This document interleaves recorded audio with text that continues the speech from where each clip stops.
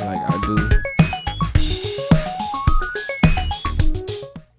And I really think about like all of my hairs that I have. Like, speaking of hair, guys, I will have to bring you in. Let's talk. It's Slick Speaks. It's Thursday. It's 10:30. Let's get this going because today is a good day, guys. I mean, yesterday was a good day because guess where I went, guys? I went to pamper myself, and you have to pamper yourself in this pandemic, okay? And I got myself a nice shave.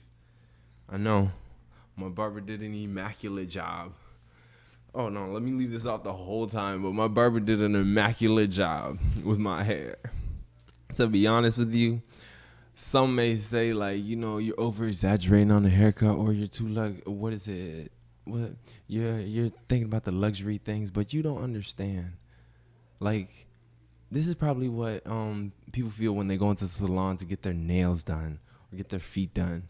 When I'm in a barber's chair, it's a whole nother, like, I'm like on a whole nother atmosphere. He's shaving me the proper way. Like me, he even noticed how much times I chopped myself up shaving my own self. Cause he was even pissed off that I shaved my own self the wrong way. But I do have a clip on my before and after reaction from yesterday of me getting my hair cut. Cue that. Time to cut my hair, man. It's about time. Thank you, guys. Thank you. We stuck our heads together. Slick coming to you live and direct after a beautiful haircut. After, you know, we did put our minds together and my barbershop finally opened up, guys. I know he did like Mona Lisa type work to my head. And I'm going to show you in studio, but I have to show you right after the haircut. Immaculate job. How does he do it? He is Picasso to my hair. Pamper yourself if you have a chance to, but make sure you have a mask on. Very awkward for him to see me have the mask on, but you know, the proof is in the pudding, baby. And the pudding is the deal. I'm telling you, I'm so serious. But yeah, tune in to Slick Speaks every Tuesday and Thursday, where we're giving you everything hot topic that's going on in this pandemic. And what's going on right now is a beautiful haircut. Yeah. Thank you. We need to put our heads together. Once we put our heads together, we can get through it. And we are going to get through it. Yeah. What do I have to say, guys? It was a Mona Lisa, Picasso type hairstyle. Like, I felt like I was in a Renaissance when I got my hair done. But let's not talk about my haircut, because I could talk about it for at least 25 minutes and tell you, like, he honestly went ball fade, a half, and then a 1.5 at the top. I look very snazzy right now. But let's not talk about myself. I got to pan over to my guest for today. He I can't say he's a new intern, but he's been here for a while, but mostly it was done through group chat. We only spoke through group chat, and this is my second time seeing him in studio. His name is Jared. Hello. And I have to say, what's going on, Jared? And I have to point out this fact before I ask you anything about everything that goes on in this cafe. I will have to ask you. I mean, it was like we were in this weird conversation day one of me noticing, getting to know you, and you pointed out a weird fact, saying that people have a hard time spelling your name. I know, right? That's True. it. That really stopped my train of thought, guys. And sometimes my train of thought is usually through Six Speaks and through like stuff that I have to do throughout the cafe. But when he said that, I'm like, who has a hard time spelling Jared? So Slick, how you spell my name? Jared, Jared. Yes, there you go. See? Everyone gets that wrong. Everyone gets that wrong? Almost everyone gets that wrong. Literally, I can't think of maybe one other person has got that right. What's one of the what's one of your, I would say, top stories of like someone getting that wrong? And this But is just but they felt so confident that they were right. someone. It was like one of my friends I knew when she was just first meeting me. She spelled it Jarod. Gerard? Yeah, like what? All right, guys, it's Jared. But I have to point. Oh no, what is it? I have to move on from the name. It's Jared, guys, not Gerard, not what Jareed. not J. Oh my, Jared. I know, It's not Jared. It's Jared, guys. Okay, and Jared is a part of the cafe, and I have to ask you, Jared, what interests you about the cafe, and what are you aiming to do in the cafe? Well, I mean, I'm interested in a lot of stuff. Of course, I've always I am currently going to Lynn University, majoring in data analytics and minoring in cybersecurity. So, like, I'm always interested in technology, regardless of how it is. So, like, for example, here would be like computers and cameras and video, and other places it could be just simply hacking software or whatever. But in this case, I would say I'm interested in just getting my feet wet in something new and something related to technology, and just learning the behind the scenes. And I will admit, this radio show has been very great so far, and I've been treated graciously by everybody, especially Freddie and Don, and I owe them a lot of credit. I mean, that's good. I mean, I hear you talking about like cybersecurity and all that jazz. That I leave cybersecurity to Norton, to be honest with you. Yeah, understood. I don't know about you. I mean, I'm not saying I don't know about you, because you leave cybersecurity to yourself. But for cybersecurity, and being that we are in this pandemic, what concerns you about cybersecurity in this pandemic, and what's going on, like literally as our like transitioning new normal? It's interesting you say that, because recently I've been hearing that I don't know if everybody's been looking on Wikipedia. Probably not, because it's not a very reliable source. No, it's not. But according to the sources, China only has about 83,000 cases in COVID-19, and it's really been slowing down over the last couple of months, or they say it has been. But according to sources I have been on site, now I don't know if this is true or not, but this is just what I've been hearing, that China has at least 300,000 cases. And that China has not been slowing down, and then also ever since they opened back up the markets, that cases have been rising again. Again, I'm not saying this is true. This is just what I've heard. So what you've been hearing, allegedly, the numbers are skyrocketing more than they're plummeting from China, because like, and what is it? The news that goes from MSNBC, CNN. I don't know about Fox, because I dibble and dabble, because Fox, to be honest with you guys, I have to tell you the truth, okay? Fox is like a new Comedy Central. All right? That's true. That's true. All right? I don't know who relates to me on that, but Fox gives me, I mean, MSNBC gives me some jokes too. It's like, mediocre type.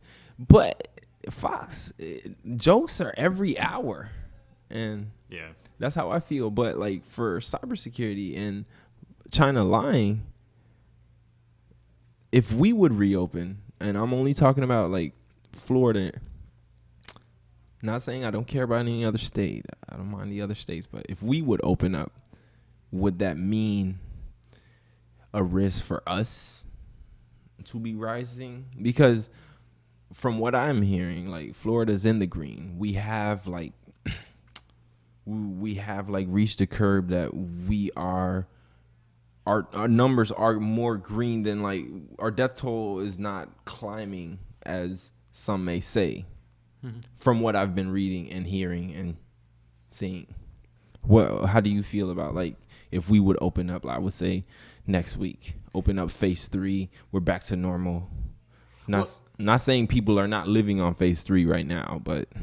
Well, see, interesting you say that, because I've been hearing basically at least around most of the beach towns and cities like Miami, Boca, Delray, even up in Jacksonville, that they're planning to open up the beaches again if they haven't already, and all the restaurants. And I think that's crazy, because I mean, even if the cases had died down a little bit, it also, we're not, no state in the United States is at green. It might be diminishing, but it's not agreeing.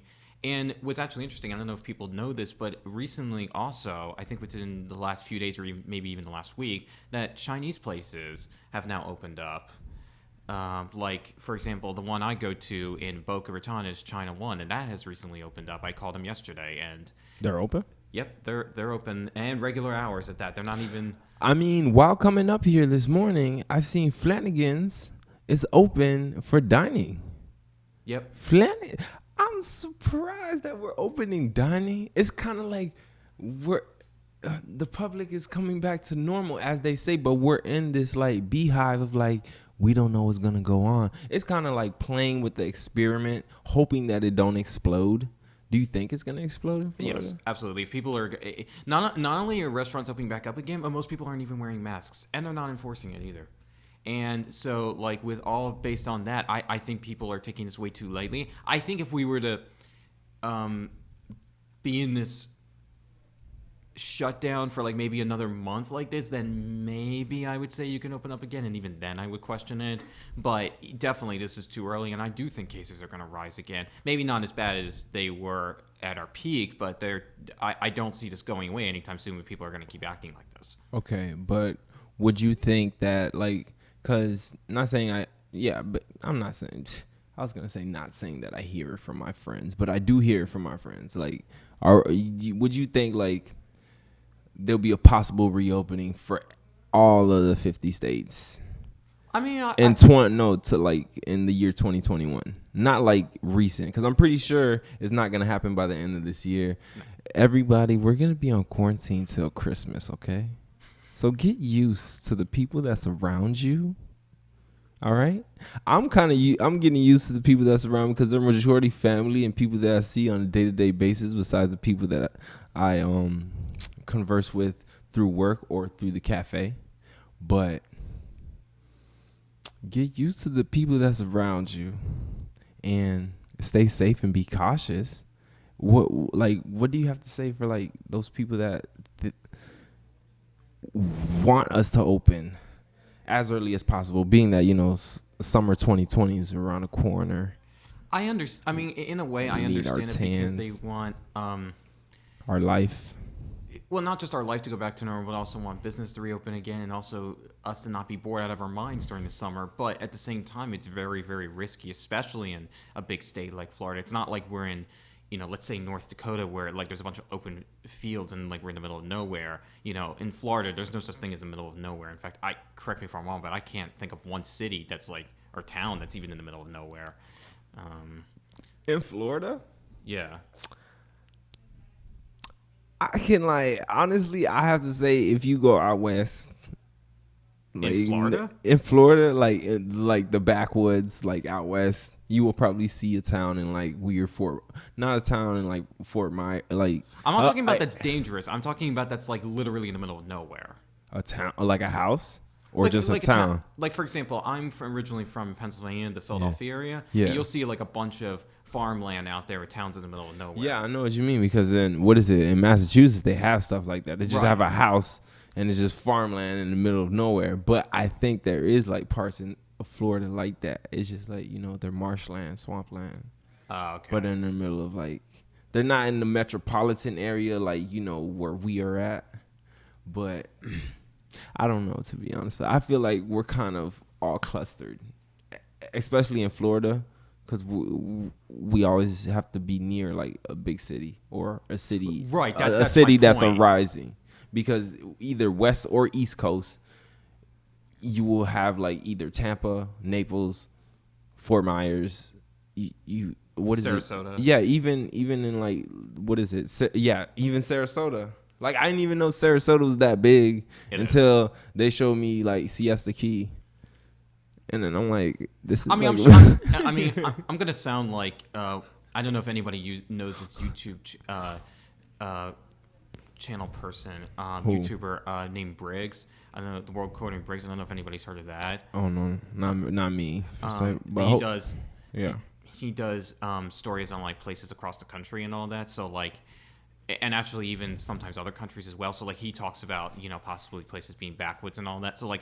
I'm not saying there isn't places anywhere, but to me, it would be like very minimal. So, in your opinion, because, you know, big on security, what would Who should the U.S. copy? Not copy word for word, but like basically, yeah, I'll say copy word for word because I feel like we haven't been handling the problem correctly. I'll say copy word for word to extinguish this problem. Who should they look to, or should everybody put their minds together as they should since this whole thing started? Well, I figure out a way. I do think people should put their minds together, but do you know who I think we should copy, even though people are going to hate when I say this? Oh no, Israel. Israel? Oh, I had another country in mind. I really did. To be honest with you, I was thinking about another country. Israel? I would say Israel because, I mean, at least the last I heard, they've put the entire country on lockdown. Period? Wow. Honestly. I mean, my dad. I didn't know. What is it? I never heard news about Israel. Probably I never heard news about Israel because they put everybody on lockdown. But the way we put ourselves on lockdown, we don't even put ourselves on lockdown, to be honest with you. No, we don't. Even through this whole, when we were quarantined before the phases, people weren't respecting masks. No, just like how you've been saying. Like, people been, usually people walk out people walk out without a mask. Or people wash their hands with gloves on. I seen that. That's weird. Right, yeah, dude, why? Like, that makes no sense. No. Side story, guys. Side note. This is a break in the conversation. There was something that happened to me this week. I'm telling you, stuff like this just comes to me. I don't even ask for it. It's probably like the divine one saying you have to look at this. But she basically washed her hands with gloves in the sink, took the gloves off, used her hands to eat. She didn't wash her hands, guys. She washed her hands. No, she washed her gloves, threw her gloves away. What? Didn't wash her hands. That doesn't make logical sense. No, that doesn't make any sense at all. That's what. Once you have to wash your hands, you throw the gloves away. It nodded my brain for like a few minutes. Then I'm like, that's just the new, what is it? This new reality that we're living in until we get to that new normal that everybody wants to talk about or everybody wants to feel again. They want to get back to like, going out. I feel like going out will be the same, but you will see more bird beak mask. Like the bird beak mask, like the mask. Everybody will be wearing masks in the club. I think there'll be a lot of people passing out because who will feel safe around people dancing in the clubs anymore? To be honest with you, yeah, really. I will go out. No, honestly, I will go out for the experience, the vibe, the feel. Get a rum and pineapple, and feel the whole essence of what's going on. But I don't think who would actually go onto the dance floor and try to like bust a move with the mask on. You probably pass out. Yeah, no, agreed. It's like, I don't know if other people feel the same way, but it's one of the reasons I refuse to go on an airplane. I mean, other than the fact that there's a lot of people on there, but I have breathing issues, so I have to like. Yeah, me too. Like, yeah. I honestly, especially when they close the doors on us. Yeah, no. I felt really claustrophobic, so I didn't want to like. I have this fact of like, if I'm near a lot of people with my asthma, I feel like. Not saying I get a panic attack, but it kind of feels like a panic attack. It's kind of like, almost, yeah. And or anxiety, like I have to move. Like I can't. I need room to stretch, but I don't even really need to stretch. But in this society, being that we always invade. Before this whole pandemic, we always invaded space. So us not invading space anymore kind of hurts our ego in a sense. Right. Because I get that at work. Like, I take 2 steps back, and they take 3 steps forward, and I take another 2 steps back.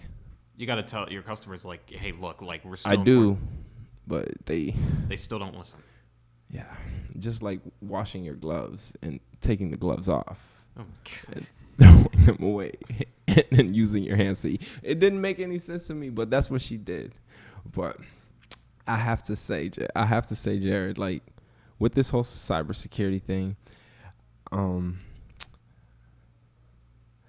like, how can somebody be well protected mentally and physically throughout this whole pandemic? What do you have to say to that one person? I'll probably say, what would you have to say to that one person that is myself or thinks like me? Because if it was me watching this, I would be like, yeah, what would you have to say to somebody like me that I need to get through this cybersecurity wise, because I have my whole life is in my phone and on iCloud. How can I get through this pandemic?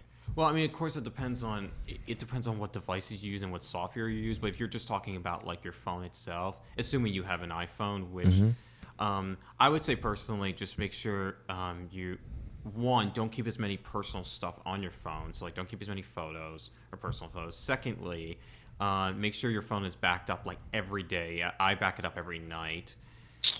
Third, also, this is actually an important one that a lot of people don't seem to understand. Make sure you charge it every night. Because if you don't charge it every night, not only can your phone battery drain, but it also, as your phone battery drains, it makes the phone weaker. Now, that's kind of a minor point, but still. I would also make sure that you don't download that many apps. Like, don't have, I would say, more than like 10, maybe 15 apps at most. And also, with a lot of documents you have for like work and stuff, try to keep those on your computer and try to keep those in one file. I honestly checked all of those boxes while you were going down, like, because you didn't do. I don't do any of that. A lot of people don't. I have backups on my, I have a Mac. I have it backed up. I have my Mac backed up. My phone is never backed up until I have to change my phone. So my phone literally has everything that I need, so it's not backed up. And I don't charge my phone at night. Not saying I don't want to charge my phone at night. It's just, I have this weird concept that if I put my phone near my charger, so happily the charger will walk to the phone and charge, like plug itself into the phone so it can charge. That's not how it works. It doesn't work like that. It doesn't work. But I'm just you have some weird nightmares. No, honestly, I wake up to a dead phone that's near my charger and I'm like, are you serious? I never plugged in my phone when I got home. And that happens to me every morning. So I always have to leave a reminder for myself to charge my phone at night because I'm terrible at it. Like, I will leave my phone at a desk, table, chair, top of a television. Yeah, top of a television, and just honestly be like, where's my phone? And I can't even call it because it's off. And then all I hear is, what is it? All I'm remembering is I have to either get an email out or get a text out, and my phone is dead, and I can't even find it. And my phone is my life, and I think somebody stole it. You know how much panic attacks I go through? Not now, because I'm used to, like, not charging my phone. But at first, I was just having, like, these weird panic attacks, like, someone stole my phone. It's like when you lose your wallet, but it's in your hand. Right. So, guys, listen to everything that he's doing. Listen, because I'm actually telling myself to listen, too, because I have to back up my phone as well. Not saying I'm going to back it up right now. I'm so sorry. Also, keep your phone up to date. Don't let updates go. I hate updates. Updates are not, trust me, especially with Apple and especially with Macs. No offense, this is why I don't like Macs and I got rid of mine, got a PC. Wow. But, sorry, I know I'm a trader. He's biased. But he's biased. Well, I have iPhones, so I love iPhones.